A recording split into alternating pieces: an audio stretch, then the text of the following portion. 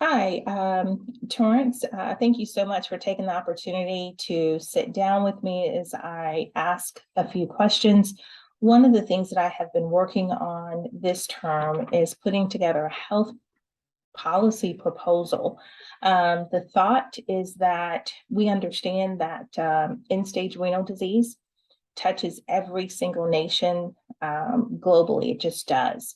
And in the Black community or African Americans, if that's what you choose to refer to it as, um, we understand that there are two major factors there. It's typically high blood pressure, the silent killer, and it's also the diabetes, right? And so when you put those two comorbidities on top of the kidneys, it just almost expedites, right? The wear and tear on the disease, on the kidneys itself, as opposed to just allowing the kidneys to what I call age gracefully, right?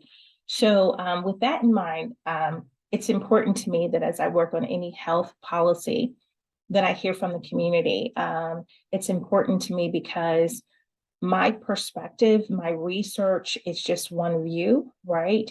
But anytime we look to make a change in the community, we have to make sure that we are working with people in the community, making sure that it's high on their priority list, right?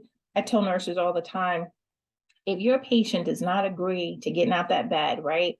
Why are you struggling? You have got to start off with goals that are agreed upon goals. So, with that being said, I do want to say thank you for taking the brief time to talk with me today.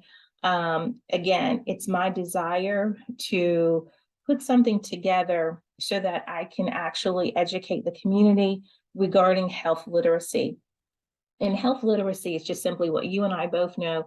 It's information, right?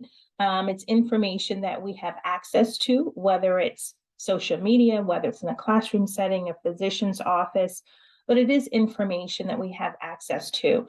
But it's also different factors that come along with that, right? Like there are some in in our community who cannot read. Just because they can't read, right, does not mean that they don't understand. They just need someone to sit down and share the information with them. So, with that being said, I thought about you.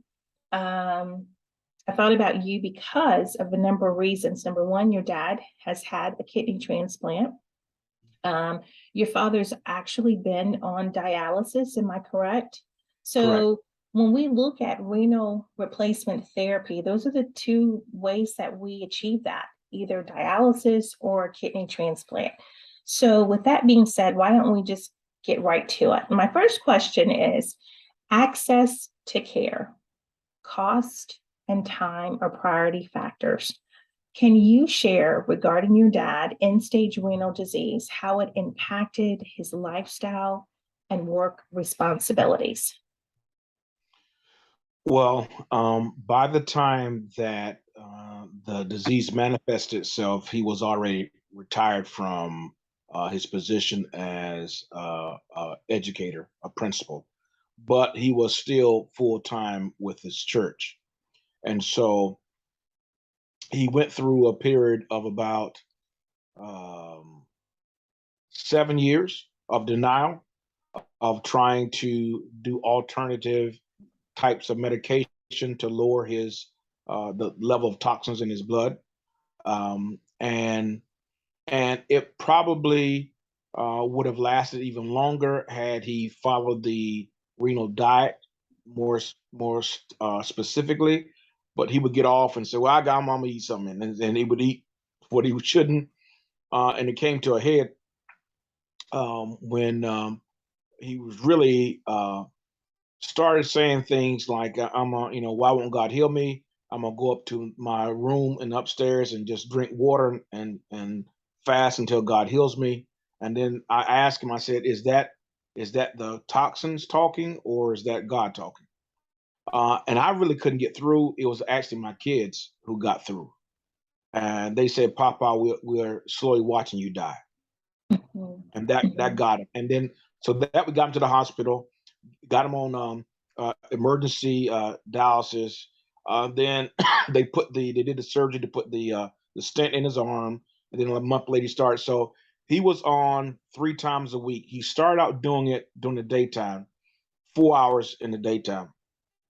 And he did it on, let's see, Sundays, Tuesdays, and Thursdays. And then he did not like the fact, because when he got the dialysis during the daytime, those 4 hours, he was done for the day. He was wiped out for the day. Didn't feel like doing anything else, and he didn't like that. And so he went to the night dialysis on the same days, but he would go in. He had to be in no later than 10 p.m., check in, and then he'd check out about 4 a.m.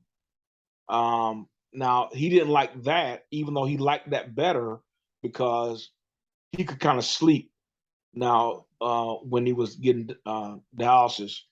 And that was less intrusive on his life, but it had two important things that he did not like. My dad is very much independent. He likes, I mean, he likes going places and doing stuff. And during that time period, he was also the president of his college's alumni association. And so whenever he go to meetings out of town, he had to try to schedule a dialysis at a place there. And there in Saul, he went to Livingstone College in Salisbury, North Carolina.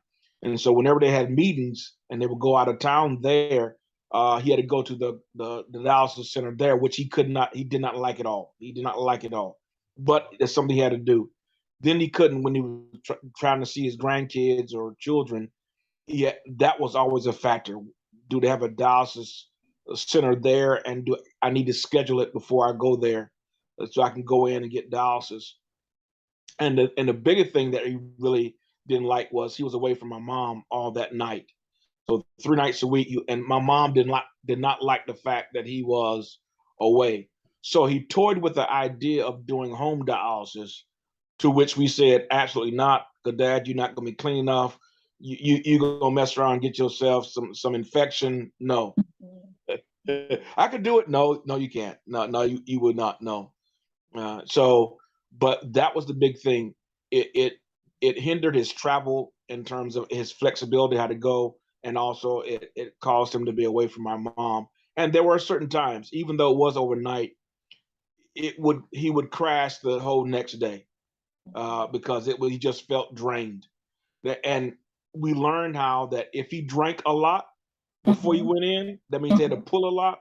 If they had to pull a lot, he was going to be done the next day, because it was going to drain him. And so we had to, slowly watch. Dad, you still have to watch what you eat, what you drink, how much of it you drink, stuff like that. And so that we saw that was kind of how we limited in terms of his life and his life functions. And Did as I'm sitting, answer your question? it did very well. As I'm sitting here listening, I hear, the components of the question were access to care. Believe it or not, you fairly addressed it, because we understand that with hemodialysis, time is huge. Like you said, 3 times a week, your dad was on the machine 4 hours out of the day. Like you identified, travel, going to see his grandkids, participating at alumni meetings. Anytime he traveled, he had to connect with a community facility there, right?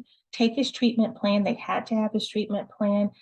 That requires time just to coordinate all of those factors, right? And then the good thing is he had access to all of those. There was nothing really holding him back other than time, right? The other piece is from a cost perspective. I'm sure your dad was either insured or had Medicare that covered the vast majority. I don't want to assume, but Yes, he did. Okay. Yes. Wow. And I like what you're saying, because you hit it right on the nail, the very first hit, which is individuals. One of the most common things that they complain about or are dissatisfied is how they feel afterwards. They are fatigued, they're exhausted. They're pulling off that fluid, they're cleaning the, the blood, it's going through a cleansing, so to speak, but it is tiring. But I like the fact that the providers listen to your dad. They recognize that he was a leader in the community, recognize that he was used to serving and being on the go, so that they individualized his treatment plan so that he could have it on nights. Now, before your dad got sick, what was your take on organ donations? Oh, um, when I was in ninth grade, Mm-hmm. one of my good friends, we played football together. He actually went to my father's middle school. My father was a principal of middle school that was um, a challenger to my middle school. And so we played them in football. And this guy ended up being my good friend when we came to the high school together. His name was Matt Brown. And ninth grade, we played JV football together. We became really good friends. Matt was about 6'2", white guy, but really nicely built. But his family was running into some problems financially, so Matt didn't play his sophomore year. He had to work, and he had his license. He was 16, had his license, and he had a little older RX-7. And one day, Matt was going. He was at work, and he was worked at the movie theater, and he made a mistake and spilled Coke all over his uniform. And his supervisor told him he had 30 minutes to go home, change, and return back to work. Matt lived about 20 minutes away from the movie theater. So he was trying to get home in that little RX-7, and went around a back curve. He went airborne and hit a Wow. pine tree. And he was in such good shape, he didn't die then. He was in a coma for about a week. And then he passed. They had his funeral at our high school, packed out.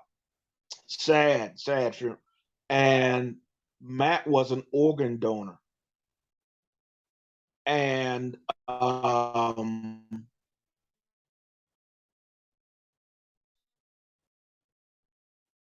actually, I gave his organs to, sent a thank you letter to the family, and the family had that read to the football team. Mhm. That impacted me. And so when I got my license, from the very first time I had my license, I've always been an organ donor. I've always been an organ donor. And Mhm. so my my father, when he's going to that, I think of the three kids, I probably was the only organ donor until my father started going through. And then my sister volunteered to give her organ, but since I was on so much medication by that time, I didn't volunteer my kidney. But so that was that. So it became more, and there was I had a couple of friends. One of my best friends, who later died of kidney failure because he got he was on dialysis. He was Mhm. about maybe about 7 years older than me. He got on this is I'm talking about, this is like 15 years ago. Wow. So it's a while Wow. ago. He was on dialysis a long time. Oh, and I, as a member of my church, my first church back in the 90s, when I joined the Navy, Mr. John, he was on dialysis. Mr. John died because he was on dialysis so long, there was no place for them to put the needle anymore. I guess to put the stent to be dialyzed. Yeah, so that's how long he was on dialysis. So that happened, and then by the time my father and I had another friend, he got his sister gave him his kidney, but he still wouldn't eat right. That kidney failed, and he eventually died. Uh, and so all of that, my and with me and my brother and sister, I think are donors themselves. So in our family is looked at as, because we've seen firsthand with our father, and I saw with my best friend, who passed back when I was in 10th grade, that Mhm. the importance of of organ transplants Mhm. or organ You know, donation. wow, thank you for sharing. That was very, it was powerful because what I took from that, they were definitely very impactful moments in your life. You remember the names, the specifics around it. So we refer to organ donation as the gift of life. And one deceased donor can pretty much, award someone that gift up to 9 times, meaning 9 organs, 8 to 9 organs. If we're looking at skin grafts and things of that nature, we can get a little bit more. Um, but how you explained the scenario with the young man in high school with you, that's what we do. We see it as a gift of life. And the beauty of it all is you're finding something good out of something so tragic and ugly, right? Now, for those parents in that moment to be able to make that decision, it's tough, right? Because they've lost their child. But when they look back years later and see the impact that it's had, not just on you, but those recipients, it then becomes something for them to hold on to as they go through the grievance process, as they begin to heal. So, very powerful. Thank you. For me, as I look back, I'm a firm believer that you have to use what's in your hand. You have to use resources. Things just are not going to fall out of the sky. And so for me, I have fraternity brothers, members of Alpha Phi Alpha Fraternity Incorporated. There is Congressman Bobby Scott, who lives in the area of Hampton Roads, right there. He's easily accessible. For me, I looked at that and considered that. And why did I select the men of Alpha Phi Alphas? Because one of my big brothers received a kidney transplant. And several of them, actually, that I know personally, one that I went to school with at VCU, and then one that pledged up at James Madison. And so with that being said, my hope and desire is to take Loyalty Healthcare Services, and one of the initiatives is to be able to establish health policy. And what is that health policy all about? It's working with Congress to try to get a bill so that we can have funding. It's working with a team that's dedicated to serve the community. And I'm very particular about the community. For me, as I stated earlier, it's the community of African Americans, not because of discrimination, but because of 2 comorbidities that hit the Black community more than any other ethnicity, and that's the hypertension and diabetes. And so when I consider that, and how do we make a difference, wanting to partner with organizations like the YMCA or, local chapters of fraternities, sororities, the Black church as well, because we really need to get this information out. We really need to put information out there so that we can do a better job taking care of ourselves, so that we can assess, our lifestyles, assess exercise and how it comes into our day-to-day lives, as well as meals. So with that being said, it's important. The other thing that we look at when we start talking about organ transplants, right? We know through the research that it's okay for a person to get an organ. And in this case, I'm specifically talking about kidneys, right? Mhm. That's going to add years to their life. However, there's always that risk, right? That the organ can be rejected. And so what we've learned through research, genetics has a huge, huge, huge impact. If you have a living donor, someone has a living donor, right? Someone in their family, and it goes well. You're looking at 10 years at it, not just 10 years, but 10 quality years, right? 10 quality years. When we talk about quality, I'm not being judgmental, but when we talk about quality of life, someone being hooked up to the dialysis machine for 4 hours, 3 times a week, having an impact on family activities, going out to dinner, celebrating birthdays, travel, that has an impact on one's quality of life. So we know this, right? So this is why we really got to work together to get the word out about organ procurement, about what can we do in the Black community to slow down end-stage renal disease, or even better yet, to prevent it, right?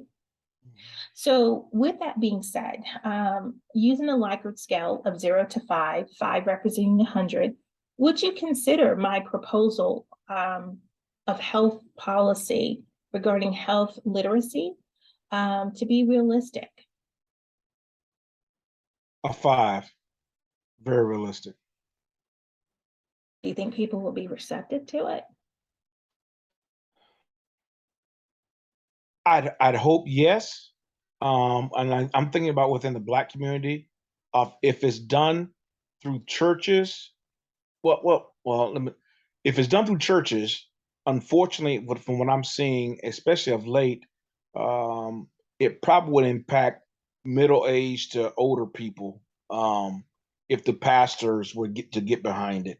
Um, the generation that's my son and daughter, and your daughters, um, if we get parents and other prominent, how could I put it, prominent members of the society or culture to back it, they could be just as influential, if not more influential, than like parents or church members. But yes, I do think it's realistic. Um, I think just like with the vaccinations with COVID and the booster shots, Mhm. there's a large there is a reluctance, and I get it. There's a reluctance in the Black community among wide scale medical kind of um, programs because of what's happened to them in the past, Mhm. and because of certain cultural superstitions. And so I think it's necessary, um, but I think it has to be channeled with the right people and right documentation so that it can be actually be heard and not Mhm. just um, you know thrown aside, cast aside. Mhm. I agree with you. I definitely agree with you. I think that the whole goal is to create partnerships. And why partnerships? You need partnerships because when we talk about health literacy, it really is nothing but sharing education, right? Mhm. So, from a financial perspective, if we can link up with organizations to allow us to use free space, if we can link up with organizations like your mega churches to allow us to come in where we can do a series of presentations, right? Using their high-tech screens and audio systems. There is a partnership there. If we can use, and here it is, one of the main reasons why I think it's important to use churches is because oftentimes when people of color hear organ donation for the first time, it's like, ugh, yuck, right? Oh, you can't do that. You can't do that. How are they going to look in the casket? You just can't do that. Um, I recently had my aunt to. I had a conversation with my aunt recently about that, and she said, "Hey, they're going to do an autopsy. What is that going to look like? How's he going to be cut? Are they going to be able to have an open casket?" These are real issues, real concerns, right? So if we have this platform where, first of all, someone's faith leader is saying it's okay, right? I think that will help us significantly. It's not just when I look about what's happening in 2023, right? We don't only lead end-stage renal disease and as a whole in the Black community, gun violence is big too. And so when we start looking at all of these things, how can we turn that which is ugly into something that is good? And the best way is health literacy, to be able to get out there to educate so people can make their own well-informed decisions. It is much easier from a trauma perspective addressing a family who has lost a loved one because on their driver's license it says organ donation, right? Much easier to go through that than all of a sudden have 4 or 5 siblings who are arguing at the bedside because they've never had the conversation, right? So you're like, whoa, let's back up, you know. And when I say, whoa, let's back up, we want to make sure that we are meeting the needs of those families in that moment, right? And so, with that being said, I do feel like there's an opportunity there. And I'm grateful that you gave me a 5. Now let's take this a further step. Do you believe in 2022 today? Do you believe the Black church continues to be a prominent element in the Black community? Why or why not? Now you might have to think about that one, right? Because we're coming out of COVID. So you know what that means. FaceTime. FaceTime service, not Benita, FaceTime. What is it? it's Facebook kind of service. wild. Hmm. It's kind of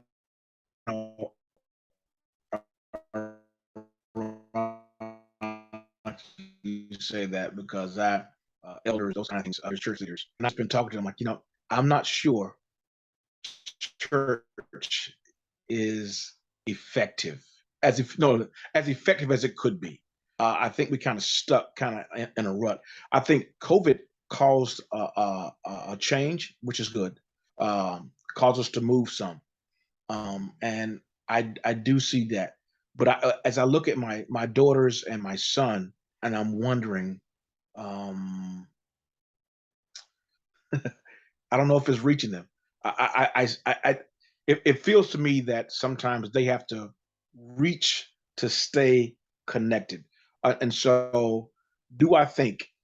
I think it does for the generation of our parents and older. I think it's still very, very prominent in their lives. I think I find members of our generation, my friends,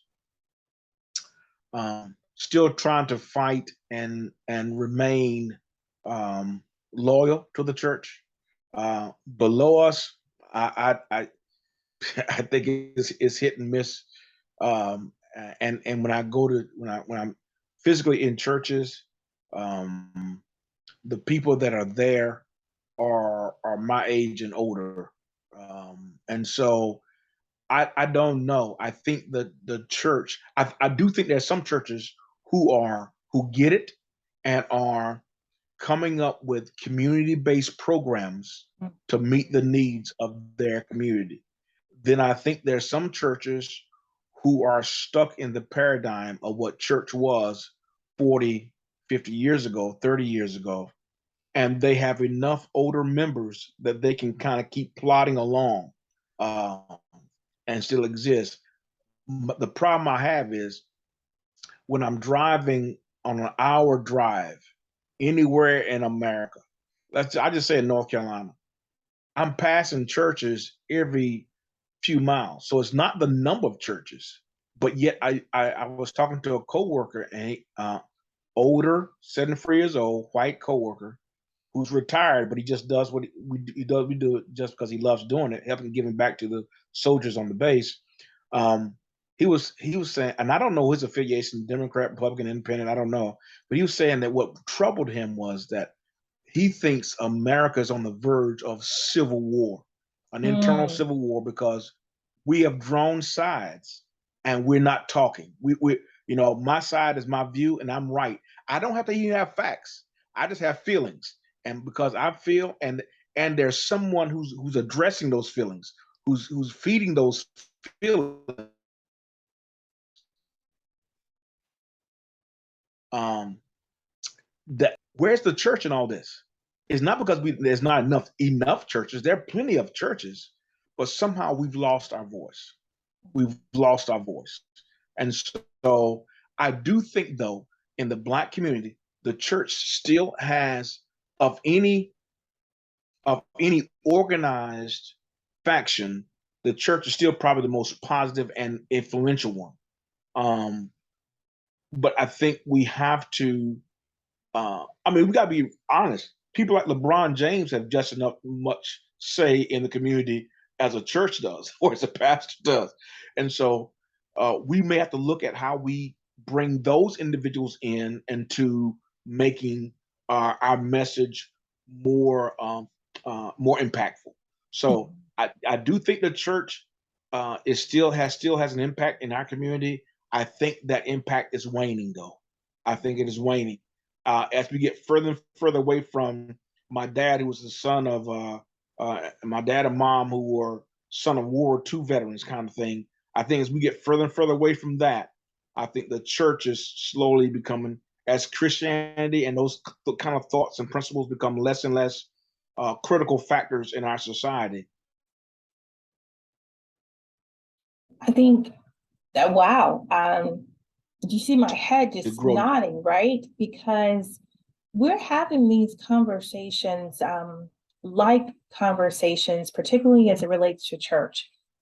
For those of us in our 50s, more so than not, we probably grew up, right, in church, where church actually, we had our friendships in church, we had family, so we had a great, solid support system.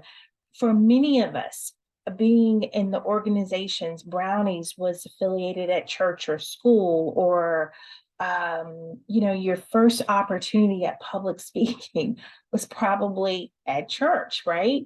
So we're having these conversations, trying to figure it all out.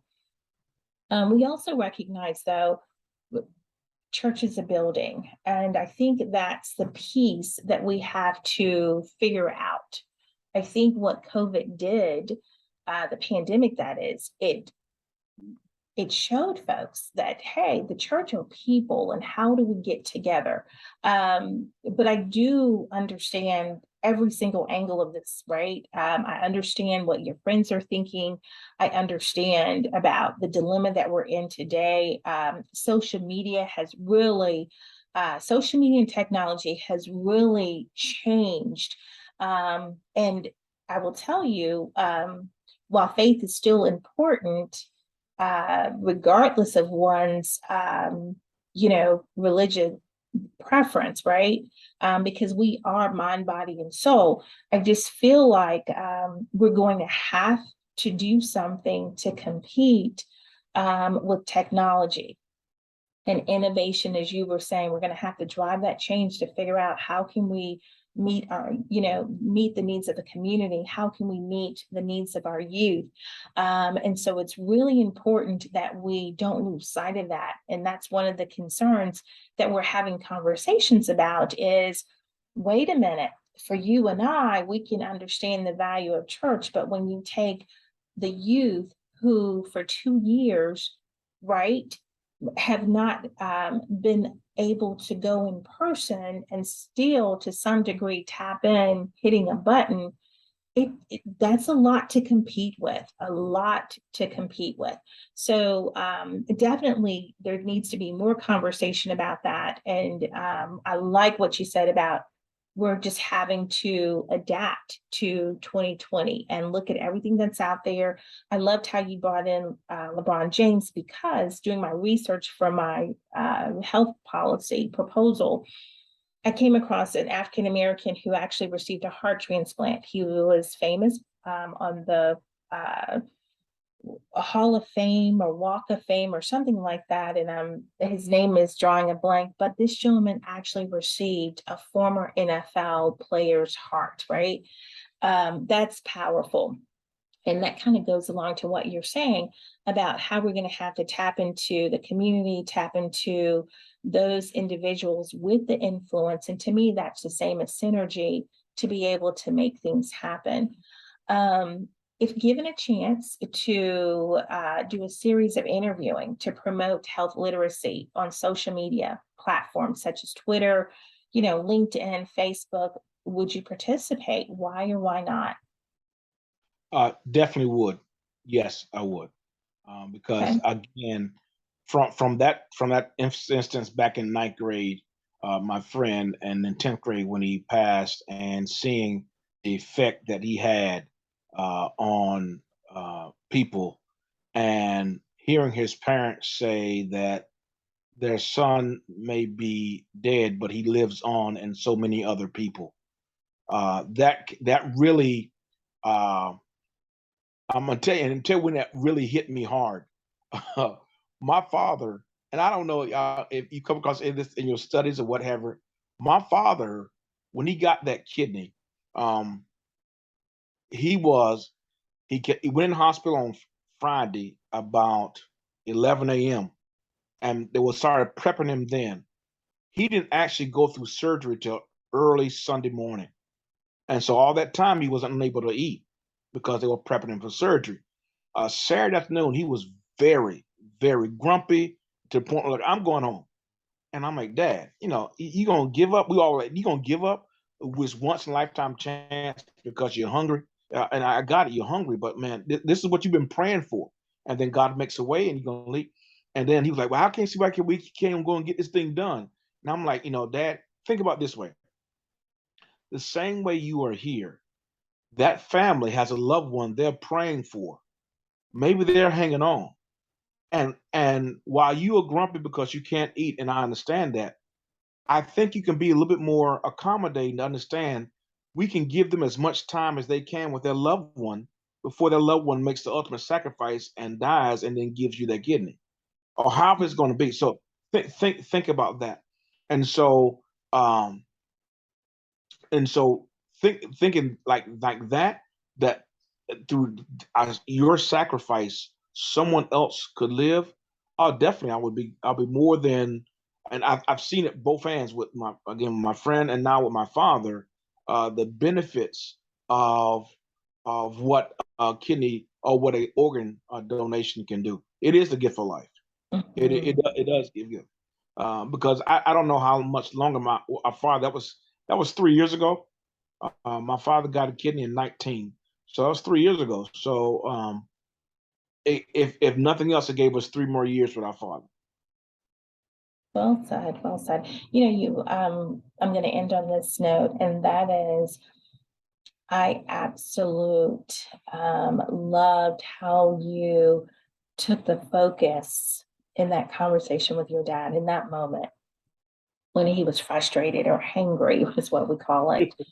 How you took him in that moment and flipped it to allow that family just a little bit more time.